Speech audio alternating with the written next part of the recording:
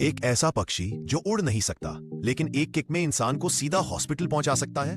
रुकिए, ये कोई मजाक नहीं है, ये है कैसोवेरी, दुनिया का मोस्ट डेंजरस बर्ड। देखने में ये एक रंग बिरंगा शांत सा पक्षी लगता है, लेकिन इसकी किक इतनी तेज और धारदार होती है कि जंगल में लोग इसे वॉकिंग डायनासोर तक कहते हैं। इसके पंजों में ऐसे नुकीले ब्लेड जैसे नाखून होते हैं जो एक बार में मांस फाड़ सकते हैं, पेड़ों को चीर सकते हैं और इंसान को भी बुरी तरह घायल कर सकते हैं। सबसे डरावना भाग, ये बिना चेतावनी दिए सीधे जंप करके अटैक करता है, और वो भी इतनी ताकत से जैसे कोई हाई स्पीड हथियार चल रहा हो। तो अगली बार अगर आप ऑस्ट्रेलिया जाएं और ये पक्षी दिख जाए, बस एक बात याद रखना, भागने की स्पीड ही आपकी जान बचा सकती है।